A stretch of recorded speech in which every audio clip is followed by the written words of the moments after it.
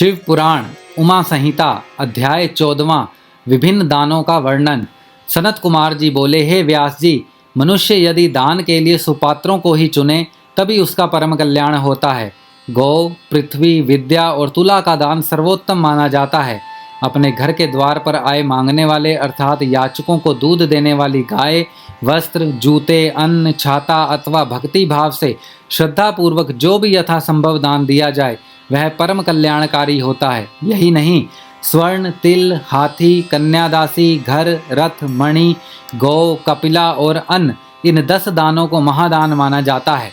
इन 10 महादानों को जो भी मनुष्य भक्ति भावना से करता है वह इस भवसागर से अवश्य ही पार हो जाता है। वह सत्पुरुष जीवन और मरण के बंधनों से सदा के लिए मुक्त हो जाता है। त्रिलोकीनाथ देवादिदेव महादेव जी की परम कृपा पाकर उसे भोग और मोक्ष की प्राप्ति हो जाती है। सोने में सींग रूप में खुर मड़ाकर वस्त्र, आभूषण एवं अन्य वस्तुओं सहित गाय और बछड़े का दान जो मनुष्य सुपात्र विद्वान ब्राह्मण को करता है उसके सभी मनोरथों की सिद्धि हो जाती है। वह जीव इस लोक में सभी सुख भोग कर शिवलोक को जाता है। उस लोक को परलोक की सभी इच्छित वस्तुओं की प्राप्ति होती है। मन में मुक्ति की इच्छा लेकर किया गया दान अवश्य ही हितकारी होता है। इस जगत में तुला के दान को भी उत्तम माना जाता है। तुला दान करने वाले मनुष्य को चाहिए कि वह मन ही मन शिवजी का स्मरण करके उनसे प्रार्थना करे कि वे उसका कल्याण करें।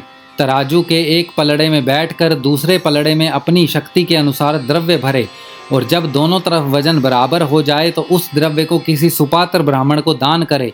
ऐसा दान करते समय शुद्ध हृदय से कल्याणकारी भगवान शिव से प्रार्थना करे कि हे प्रभु, मैंने बचपन से लेकर अब तक अपने जीवन में जाने अनजाने जो भी पाप किए हों उन्हें आप अपनी कृपा दृष्टि से भस्म कर दें।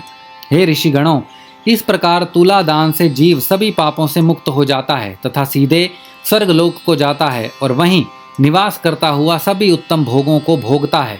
उमा संहिता अध्याय 14वां समाप्त।